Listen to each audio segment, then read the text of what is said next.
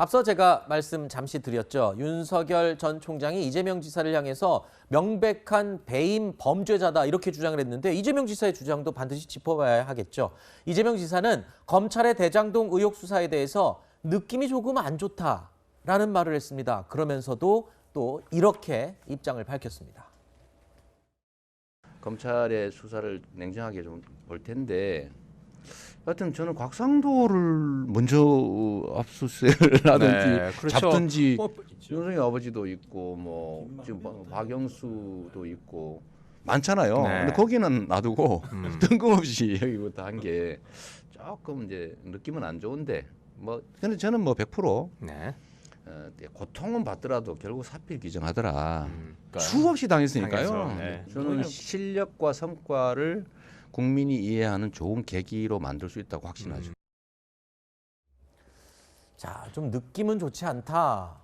그런 느껴지는 온도가 그렇게 좋아 보이지는 않는다. 하지만 결국 사필 규정, 그러니까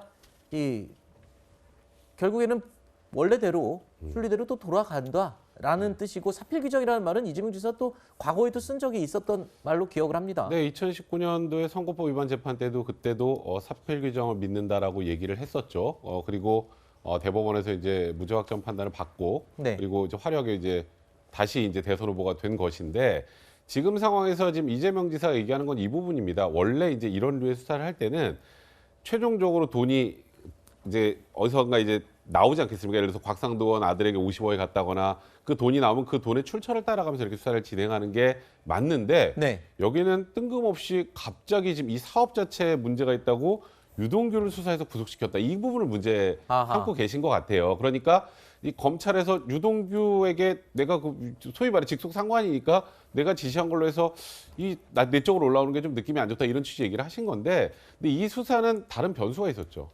정영학 회계사의 녹취록이 그렇죠. 있었기 때문에 그러니까 우리가 생각을 할 때 일단 뭐 곽상도 의원의 아들의 50억 퇴직금도 이상했고 뭐 박영수 특검 얘기도 나오고 그때 수사해야 된다고 얘기를 했습니다. 다 같이. 그리고 곽상도 의원 자택은 제가 알기로 압수수색도 진행이 됐었고요.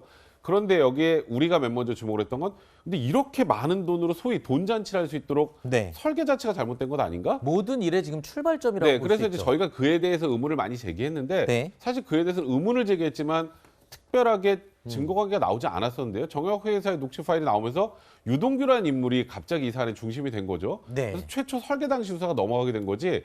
이게 검찰이 예를 들어서 지금 이재명 얘기처럼 뭔가 좀 의도를 가지고 이렇게 접근하는 게 아니라는 취지의 얘기를 어제 유튜브에 하신 것 같은데 이거는 제가 보기에 의도라기보다는 네. 굉장히 중요한 증거가 나왔기 때문에 수사가 좀 그렇게 간 것이지. 그 말은 그러면은 다른 사건들 곽상도 의원 아들이라든가 권순일 전 대법관이라든가 또 박영수 전 특검이라든가 지금 제기된 의혹들에 대해서는 수사기관에서 앞으로 다 한 번씩 당연히 수사가 혐의를 밝혀내야 진행이 될 될 부분이죠. 것이고 네. 진행될 수밖에 없습니다. 근데 지금 현재 나와 있는 중요한 증거는 정영학 회계사의 녹취록과 네. 금전 흐름이 있었기 때문에 이렇게 온 것이다. 이렇게 정리해드리면 될 것 가장 같습니다. 결정적인 증거가 나왔기 때문에 지금 제일 먼저 수사 대상의 순서가 됐었던 것이다. 이렇게 지금 설명을 해주셨는데 근데 이뿐만이 아닙니다. 이재명 지사는요. 이번 의혹의 키맨으로 지목된 유동규 전 성남도시개발공사 기획본부장이 자신의 측근이라는 지적에 대해서 굉장히 여러 번 부인을 해왔죠. 그러면서 이렇게 대답했습니다. 그런데 하여튼 쟁점 중에 하나가 유동규가 측근이냐 아니냐 이건데요. 그것도 이제 일종의 트랩인데 네. 측근의 개념이 뭐냐 도대체. 이 사람이 제 선거를 도와준 것도 맞고 네. 또 뭐 역량이 있으니까 중간 간부를 했던 것도 사실이고 그런데 나중에 관광공사 사장하다가 때려치고 나가버렸어요. 가버리고 우리 뭐 선거를 캠프에 도와주는 것도 아니고 이길 측근이라고 할 수 있냐. 윤석열 씨가 뭐 측근 어쩌고 하면서 이제 이 지사님이 결재권자고 하시기 때문에 무관할 수가 없다. 이거 딱 떨어진다 이렇게 얘기를 하니까. 그럼 바로 자기는 그러면 후보가 대통령 반박하더만. 측근이야? 자, 이 측근이냐 아니냐 사실 측근이 아니라고 여러 번 이 부정을 해왔었고요. 어제 이 방송에서는 윤석열 전 총장은 그럼 문 대통령 측근이냐 이렇게까지 지금 반박을 하고 있어요.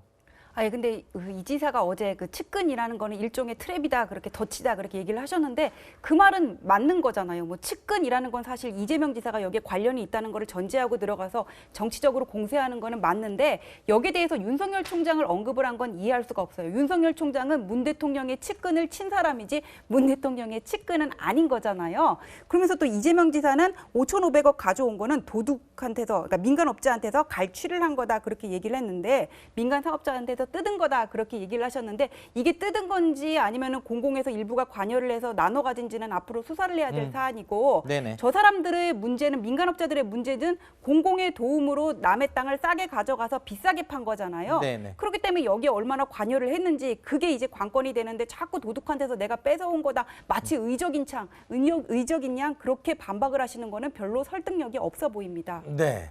예, 저는 이렇게 생각해요. 이제 측근이냐 아니냐 문제는 사실 여기서 그렇게 중요한 문제는 아니에요. 왜냐하면 측근이냐 아니냐를 가지고 이게 지금 전지현변호사 얘기했던 것처럼 정치적 공세를 하기 위해서는 측근이라고 엮어야 사실은 관계가 있고 뭔가 비리가 있을 거라고 얘기할 수 있는 정치적 공세는 되는데 실제로 돈을 받았느냐 안 받았느냐 만약에요 이런 가능성 뭐 저는 모르겠습니다만 유동규 씨가 본인이 측근이라고 하는 걸 내세워 가지고 뒤로 돈 받고 혼자 비리를 저질러서 그걸 이재명 후보가 몰랐다고 하면 그런 일도 충분히 가능한 거 아니겠습니까? 그러니까 측근이냐 아니냐 가지고 이게 뭐 연결이 돼 있다 안 됐다라고 얘기하기에는 그건 중요한 문제가 저는 아니라고 봐요. 근데 측근이냐 아니냐가 중요할 수밖에 없는 부분도 있는 게 배임을 밝혀내려면 이 측근인지 아닌지 여부가 네. 그런데요, 지금 뭐 최준봉 교수님 말은 제가 절반은 이제 동의를 하는데 측근인지 여부는 이 사건에서 크게 중요하지 않습니다. 제가 개인적으로 생각할 때. 네. 근데 뭐가 중요하냐면 우리가 보통 재벌 총수의 배임 혐의 같은 거 수사할 때 뭐로 수사하죠?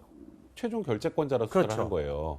그러니까 밑에서 뭔가 잘못했는데 그러면 최종 결재권자인 어쨌건 본인이 알고 사인을 했고 그랬으니까 그게 업무상 배임이 된다라는 게 보통 일반적인 배임의 구조라면 네.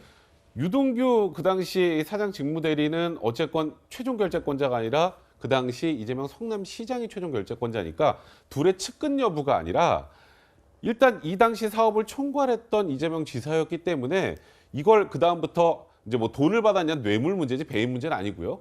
그렇기 때문에 지금 문제를 제기하는 거지 이거 자꾸 측근이냐 측근 아니냐 아주 배임 여부가 결정되는 건 아닙니다. 알겠습니다.